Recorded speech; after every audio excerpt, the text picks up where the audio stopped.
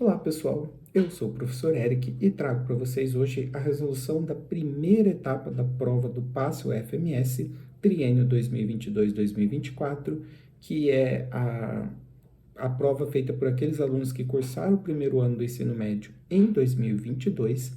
Caso você esteja ansioso pela resolução, você pode ir na descrição do vídeo, está dividido o tempo de cada questão, você clica ali no tempo que você vai direto para a questão que você está em dúvida, e vou gastar um certo tempinho agora comentando um pouco sobre essa prova. Uma prova que, infelizmente, tem problemas de elaboração, né? Algo que é comum, infelizmente, na prova da FAPEC, que não tem melhorado com o passar do tempo. E nessa prova nós temos problema em 2 questões de 5, né? Então, é muito problema para uma prova só. Além disso, tinha uma coisa que eu estava muito curioso em relação principalmente à prova da primeira etapa, que foi uma mudança no conteúdo previsto em edital em relação às primeiras etapas aplicadas em anos anteriores. Essa mudança se deve ao novo ensino médio e a UFMS resolveu fazer essa mudança progressivamente, começando pela primeira etapa desse ano. Provavelmente vai ter uma mudança na segunda etapa do ano que vem e a terceira etapa somente daqui a 2 anos, semelhante ao que tem feito muitas escolas da rede privada de Mato Grosso do Sul, que também está implementando o novo ensino médio progressivamente, começando em 2022 somente pelo primeiro ano. Diferente do que tem acontecido na rede pública estadual de Mato Grosso do Sul, que já adotou um novo ensino médio em todas as séries, primeiro, segundo e terceiro ano. Bem, e em termos de questões, as questões que caíram esse ano, os conteúdos cobrados nas questões são os mesmos conteúdos que normalmente já eram cobrados na primeira etapa de anos anteriores. Não tivemos nenhuma novidade, nenhuma diferença, ou seja, para essa prova da primeira etapa, o fato do edital ter mudado não significou uma mudança na prova, no estilo da prova, nos conteúdos cobrados, nada disso, tá? Apesar que na questão 45 eu acho que há uma incoerência entre o conteúdo que está escrito no edital e o que você tem que saber para resolver a questão. Vou comentar com vocês melhor quando nós estivermos resolvendo essa questão. Mas ainda continuo curioso porque a primeira etapa, né, o primeiro ano, o conteúdo atual do currículo de referência de Mato Grosso do Sul, ele não traz tantas diferenças em relação ao currículo antigo. Então, não há realmente grandes mudanças no conteúdo. Agora, o segundo ano já tem algumas mudanças significativas e o terceiro ano é completamente diferente. Então, eu ainda continuo curioso para saber como que a UFMS vai lidar com essas mudanças decorrentes do novo ensino médio. Sabendo isso, dado esse contexto, vamos então para a resolução das questões. Questão 41, uma questão aí que fala sobre reações de neutralização, que é aquelas reações na qual você mistura um ácido com uma base para formar sal e água, e nesse caso aqui ela fala sobre uma neutralização total. E a própria questão explica para a gente o que é uma neutralização total. É quando todos os hidrogênios ionizáveis advindos de um ácido, tá? No caso, hidrogênio ionizável proveniente de ácido são os H+, são neutralizados por todos os ânions hidróxidos provenientes de uma base, ou seja, todos os OH- provenientes de uma base. E aí ele quer saber dessas alternativas aqui, qual aquela que terá uma neutralização total. Então, para fazer essa questão, eu vou fazer aqui o item A, que é a nossa resposta para explicar certinho o que ele quer saber aqui. No item A, ele vai misturar o hidróxido de alumínio, né, com 3 ácidos clorídricos. Então, ele está misturando uma base, que é o hidróxido de alumínio, com um ácido clorídrico. E aí, o que a gente tem que saber aqui? A gente tem que saber que o hidróxido de alumínio ele é formado pela combinação do cátion alumínio 3+, com o ânion hidróxido. Mas no caso do hidróxido de alumínio, eu preciso de 3 ânions hidróxidos, né? Para combinar aqui com cátion alumínio, tanto que tem esse 3 aqui na fórmula. Tá? Então, é a combinação de um cátion alumínio com 3 hidróxidos. E o que acontece no caso do ácido? O ácido, quando você joga em água, ele ioniza formando H+. No caso do HCl, ele é um monoácido, então ele vai formar um H+, e um ânion, no caso, o Cl-. Tá? Só que nesse caso aqui, nós temos 3 moléculas de ácido. Então, esse processo irá acontecer 3 vezes. E olha só, a gente sabe que a combinação dos hidrogênios ionizáveis, né, dos H+ provenientes de ácido com os OH- da base, tá? Isso aqui vai formar água. H+ com OH- forma H2O. E nesse caso aqui a gente tem um H+ para cada OH-, né? A quantidade dos dois são iguais. Então, como eu tenho 3H+ e 3 OH-, eu irei formar nessa reação 3 moléculas de água, tá? Isso é uma neutralização total, né? Na qual a quantidade de H+ e OH- é idêntica. Por curiosidade, pessoal, o cátion alumínio 3+, ele vai se combinar com os ânions cloretos, tá? E vai formar o cloreto de alumínio, AlCl3. E aqui nós temos a neutralização total, descrita no texto, né? Na qual a base hidróxido de alumínio reage com ácido clorídrico para formar sal, que é o cloreto de alumínio, e água, tá? Isso aqui, então, foi uma neutralização total. Vamos discutir agora por que as outras alternativas estão erradas. No caso da alternativa B, nós temos o hidróxido de sódio, que tem um OH-, com ácido fosfórico, que quando ioniza é capaz de formar 3H+. A quantidade de H- e OH- é diferente, portanto, não vai ter uma neutralização total. A alternativa C eu vou pular por enquanto, já explico um pouco melhor sobre ela. Na alternativa D, nós temos então o hidróxido de sódio, que vai formar um OH-, e o ácido sulfúrico, que vai formar 2H+, quantidades diferentes, errado. É o mesmo problema da alternativa E. Ácido carbônico tem 2H+, enquanto o hidróxido de sódio tem um OH-, tá? Então, as quantidades não batem. E qual que é o problema da alternativa C? Na alternativa C, nós temos o óxido de alumínio. O óxido de alumínio, ele é um óxido anfótero. Ele pode se comportar como um ácido ou como uma base, dependendo da situação. E aí ele vai combinar com uma base. Então, na verdade, como eu estou combinando o óxido de alumínio com uma base, ele vai acabar se comportando como um ácido, tá? E aí nós vamos ter, de fato, uma reação muito semelhante à reação de neutralização descrita no texto, tá? O óxido de alumínio comportando como um ácido e o hidróxido de cálcio é uma base, tá? Só que, apesar de ser uma reação muito semelhante à neutralização, não é a reação descrita no texto, porque nós não vamos ter hidrogênios ionizáveis, que é o H+, tá? Por mais que o óxido de alumínio se comporte como um ácido, nesse caso, ele não solta H+, então esse item aqui ele não se encaixa, tá? No que foi descrito no texto, por isso não é a alternativa C. É uma situação até um pouco diferente, um pouco complexa, mas que não torna a questão muito difícil, porque a gente já conseguiria matar, tá? Que a resposta era na alternativa A. Vamos resolver então aqui a questão 42. Por problemas técnicos, estou tendo que regravar a resolução dessa questão. Uma questão bem diferente aí de balanceamento, que tem um problema, vocês vão ver durante a resolução. Mas a questão ela começa falando de um grupo de compostos conhecido como os alcinos, que tem a fórmula geral CnH2n-2. O que ele quer dizer com esse CnH2n-2? Tá? É o seguinte, esse N é um número inteiro, você pode ter... e o que ele quer dizer com esses N's aqui? Os alcinos, ele pode variar a quantidade de carbono. Tem alcino com 2 carbonos, com 3, com 4, com 5, tá? E esse N representa o número de carbonos. Então, por exemplo, se eu quiser saber a fórmula de um alcino que tenha 3 carbonos, ela vai ser C3. Então, o nosso N vai ser 3. 2N menos 2 eu faria 2 vezes 3, 6, menos 2, 4. Então, a quantidade de H seria 4, C3H4. Tá? E aí você poderia substituir N por qualquer número inteiro.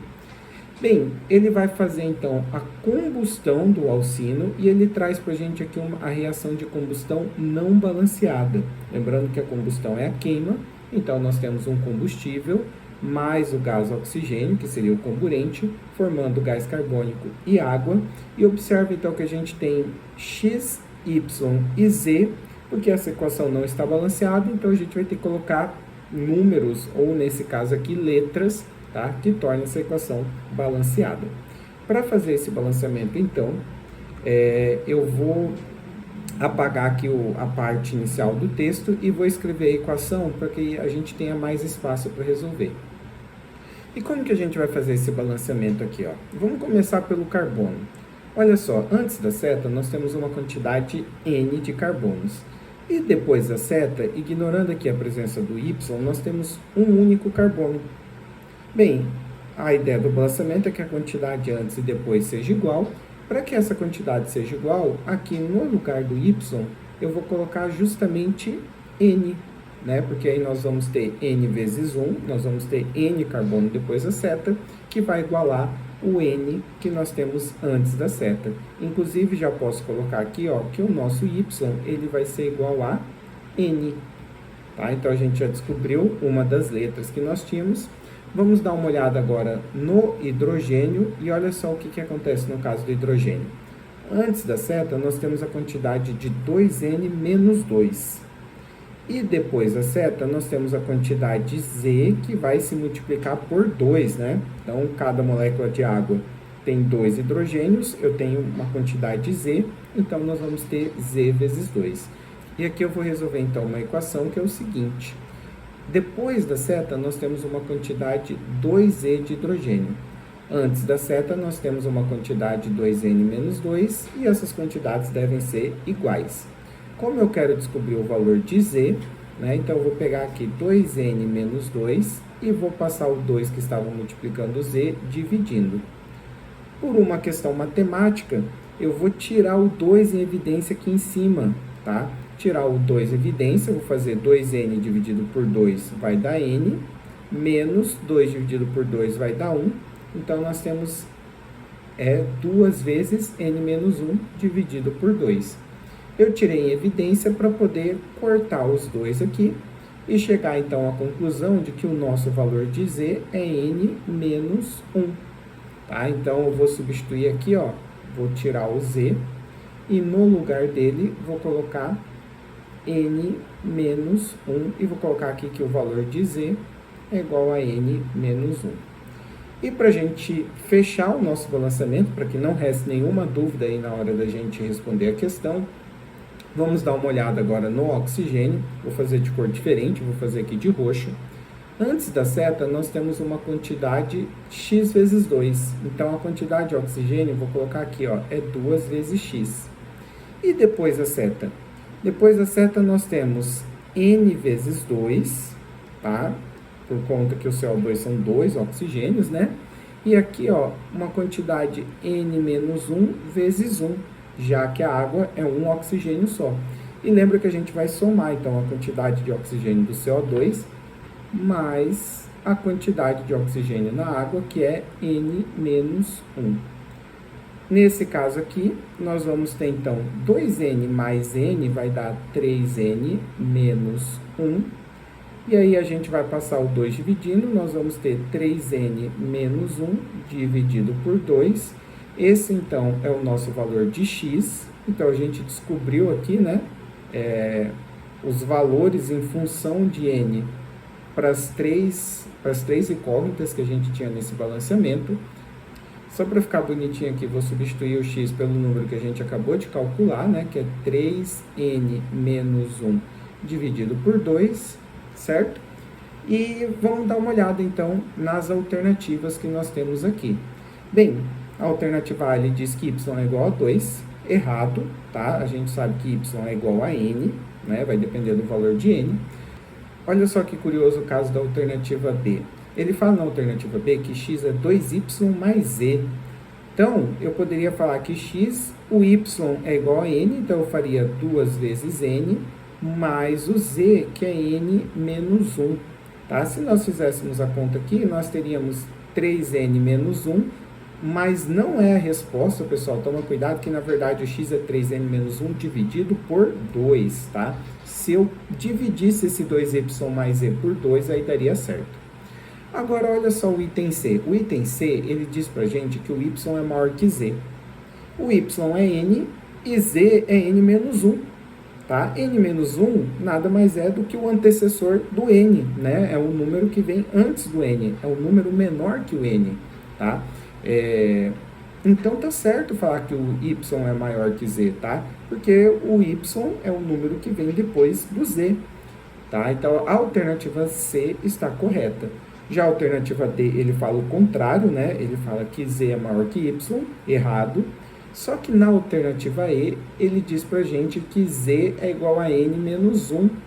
E bem, pelos cálculos que a gente fez aqui, de fato, Z é igual a N menos 1.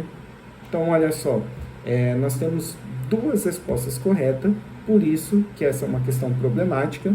Não sei qual que vai ser a decisão da UFMS, se vai ser considerar as duas respostas como corretas ou se vai ser anular a questão. De qualquer forma, tanto a alternativa C quanto a alternativa E são possíveis nessa questão. Questão 43, uma questão bem legal aí, bem tranquila até, tá? Ele fala que o número atômico do elemento X é 30, então vamos anotar aqui essa informação. O elemento X tem número atômico, que é o número que fica aqui embaixo, 30, e ele fala que os íons X2+, e Y3- são iseletrônicos, possuem o mesmo número de elétrons. E aí ele quer saber qual que vai ser o número atômico de Y, o número que eu vou colocar aqui. Não sei, vou ter que descobrir, tá? E qual que é o segredo dessa questão? Bem, o X, como ele tem número atômico 30, significa que ele é um elemento que possui 30 prótons. E olha só, caso ele fosse neutro, tá? O número de prótons é igual ao número de elétrons, então ele teria 30 elétrons. Entretanto, ele não é neutro, né? Pelo menos não o que a gente está discutindo aqui. A gente está discutindo o X2+. A carga 2+ significa que perdeu 2 elétrons em relação ao neutro. Então, se o neutro tinha 30 e perde 2, na verdade, esse cátion aqui possui 28 elétrons, tá? Bem, a gente descobriu então que o cátion X2+ possui 28 elétrons e vamos lembrar que ele é isoeletrônico do Y3-, ou seja, o Y3- também possui 28 elétrons. E o que isso significa? Bem, o 3- significa que ganhou 3 elétrons em relação ao neutro. Então, olha só, depois de ter ganho 3 elétrons, o Y3- passou a ter 28. Mas se ele passou a ter 28 depois de ter ganho 3, significa que originalmente ele possuía 25 elétrons, tá? No seu estado neutro ele possuía 25 elétrons. E no estado neutro, o número de elétrons é igual ao número de prótons, tá? Então, o Y tem 25 prótons. Se ele tem 25 prótons, o número atômico dele é 25. E nós temos resposta na alternativa B. Questão 44, uma questão sobre modelos atômicos. Acho que a essa altura do campeonato a gente pode dizer que modelos atômicos é um dos assuntos prediletos da FAPEC, né? Tem caído com muita frequência aí. Uma questão bem interessante, traz para nós uma figura, eu trouxe aqui uma foto, né, da figura mostrando a evolução de vários modelos atômicos, mas basicamente essa questão, ela quer trabalhar somente o experimento de Rutherford, né? Para quem não se lembra, esse experimento é o experimento que ele pegou uma fina lâmina de ouro, tá? Imagina que essa risco amarelo aqui é a lâmina de ouro, e ele bombardeou com radiação alfa, tá? Que são radiações de carga positiva, e ele obteve como resultado, ao colocar aqui que a radiação alfa é positiva, que a maior parte da radiação atravessou a lâmina, mas teve uma pequena parte dessa radiação que sofreu desvio ou até mesmo que foi refletida de volta, tá? E ele tirou algumas conclusões a partir disso, que era o quê? Bem, como a maior parte da radiação atravessava direto, ele passou a imaginar o átomo, a maior parte do átomo, como um imenso vazio, só que havia uma pequena parte do átomo, que foi chamada de núcleo, que tinha a carga positiva, né, que carga positiva repele a carga positiva da radiação alfa, que fazia com que as partículas desviassem, né? Ou, eventualmente, a radiação que fosse direto de encontro ao núcleo, ela acabava sendo refletida de volta, refletida para trás. Então, na verdade, o modelo de Rutherford é aquele modelo que dividiu o átomo em um núcleo e um espaço vazio conhecido como eletrosfera, que é onde circulam os elétrons. E a melhor alternativa que explica isso é a alternativa B, né? O átomo tem um núcleo pequeno e denso. Por que as outras alternativas estão erradas? Na alternativa A, ele diz que os elétrons estão no núcleo do átomo. Errado, já descobriu que o núcleo era positivo e que os elétrons circulavam nesse espaço vazio conhecido como eletrosfera. Então tá errado, né? A alternativa C diz que os isótopos possuem o mesmo número de prótons. Galera, o modelo de Rutherford recém descobriu prótons, ele ainda no início ele sequer conseguia quantificar a quantidade de prótons para você trazer o conceito de isótopo. Isso foram coisas que foram desenvolvidas mais para frente, tá? Os elétrons podem existir somente em certos níveis de energia. Isso aqui já começa a trabalhar com questão do modelo quântico, que já é posterior ao experimento de Rutherford, né? E o elétron tem natureza de partícula-onda, a mesma coisa do item D, modelo quântico posterior ao de Rutherford. Questão 45, uma questão de estequiometria, fala sobre a reação de decomposição que ocorre nos airbags do carro, que é essa reação aqui, ó, que ela tem que produzir uma grande quantidade de gás em pouco tempo para encher o airbag muito rapidamente, tá? E ele vai fazer aqui algumas perguntas sobre estequiometria dessa questão. Então, aqui eu tenho a imagem que foi trazida na questão, mas como a gente não precisa dessa imagem, vou tirar ela aqui, tá? Vou tirar a parte do texto e vou focar somente no que é necessário nessa questão. Então, uma coisa que a gente tem que prestar atenção é que a reação que ele trouxe, ela não está balanceada. Então, eu vou escrever ela novamente aqui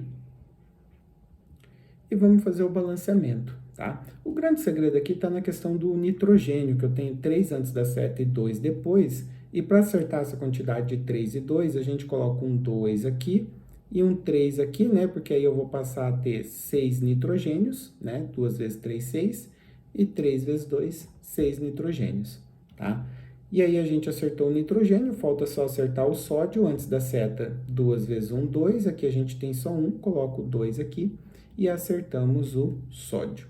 Aí ele fala, quando 4/3 de mols de azida de sódio, lembrando, azida de sódio é o NaN3, são decompostos, qual o volume de nitrogênio produzido a 27 graus Celsius e a pressão de 1 atmosfera? Então, aqui a questão é o seguinte, nós fizemos o balanceamento e a gente sabe que a cada 2 mols dessa azida de sódio, eu vou produzir 3 mols de nitrogênio. E o exercício ele está comparando a quantidade de mols. Então, vamos até começar a montar aqui a nossa regra de 3. Ele está comparando a quantidade de mols do NaN3 com o volume de nitrogênio, volume de N2. E aqui vem a grande questão, qual é o volume de nitrogênio? Bem, eu sei que eu vou produzir 3 mols. E se eu quero saber o volume, nas condições que esse exercício trouxe, ele não me deu o volume molar. Ele me deu a temperatura e a pressão naquele ambiente, tá? Não é CNTP. Então, nesse caso aqui, para descobrir o volume de 1 mol, eu teria que usar a lei geral dos gases, PV igual a NR vezes T. E aqui vem um grande problema, pelo menos eu considero um problema, tá? Estequiometria é um assunto que eu acredito que está previsto no edital, porque o edital fala em leis ponderais, tá? E estequiometria a gente pode considerar um assunto dentro de leis ponderais. Agora, usar essa lei geral dos gases, eu acho que não tem uma brecha no edital que fala sobre isso, tá? Se a gente olhar o conteúdo programático do Estado de Mato Grosso do Sul, tem a previsão de você estudar a lei geral dos gases no 3º ano do ensino médio, não no 1º. Tá? E se ele tivesse dado volume molar, o volume de 1 mol, eu acredito que a questão não teria problema. Agora, como ele me forçou a usar o PV igual a nRT, eu acho que fugiu daquilo que estava previsto no conteúdo programático, tá? Então, eu acredito que essa questão, um dos problemas dela é justamente abordar um conteúdo não previsto no edital. Mas vamos continuar aqui para a gente terminar a resolução. A gente tem a pressão de 1 atmosfera, a gente quer justamente saber o volume, o N, né, o volume molar, a gente quer saber o volume de 1 mol. Outro problema dessa questão, ela não deu o valor do R, tá? Então, você teria que ter decorado o valor do R. Mais um motivo para se anular essa questão. O R é 0,082 e a temperatura, ela é 27 graus Celsius, só que eu tenho que converter para Kelvin. Então, eu tenho que somar aqui com 273 para chegar no valor de 300 Kelvin, certo? E aí, resolvendo essa conta aqui, nós vamos ter que o volume é de 24,6 litros. Esse é o volume de 1 mol. E aqui, pessoal, a gente então pode fazer a regra de 3. Como? A gente sabe que a cada 2 mols da azida de sódio, nós iremos produzir 3 mols de nitrogênios, só que cada mol de nitrogênio tem 24,6. Então, eu vou fazer aqui, ó, 3 mols vezes 24,6, tá? Esse seria o nosso volume em litros. E eu não vou resolver essa conta por uma questão de estratégia, tá? Por quê? Porque ele quer saber quando 4/3 de mol de azida são decompostos, qual vai ser o volume de nitrogênio formado? Não sei. Vou resolver, então, essa regra de 3, fazendo a multiplicação cruzada, tá? Vou dividir aqui, ó, no cantinho, para a gente continuar a resolução da nossa conta. Nós teremos, então, 2 vezes x, que é igual a 4/3 vezes 3 vezes 24,6. E olha só por que eu não resolvi a conta. Porque aqui eu vou poder simplificar esse 3 com esse 3, tá? E além disso, eu vou passar o 2 que está multiplicando o x, eu vou passar dividindo, ó. Então, nós vamos ter 4 vezes 24,6 dividido por 2, né? E aí eu posso simplificar mais uma vez, ó, 4 com 2, aqui vai ficar 1 e aqui vai ficar 2. Ou seja, basicamente eu vou ter que fazer o dobro de 24,6, né? O dobro de 24,6 é 49,2 litros. Então, resolvendo as contas, nós chegamos que o volume de gás nitrogênio formado seria de 49,2 litros. Não tem nenhuma alternativa com esse valor. A alternativa com valor mais próximo seria a alternativa B. E aí, outro problema da questão, tá? Ele não falou qual que é o volume aproximado de hidrogênio formado, né? Se fosse aproximado, ok, 48 é aproximadamente 49,2. Agora, o número não está batendo, ele não falou o valor aproximado, então esse é mais um problema que essa questão trouxe. Acredito que vai ser uma questão que vai ser anulada. Bem, com isso fechamos a correção. Se você curtiu, lembra de se inscrever no canal, lembra de dar aquele curtir para ajudar a continuar produzindo conteúdo e até a próxima.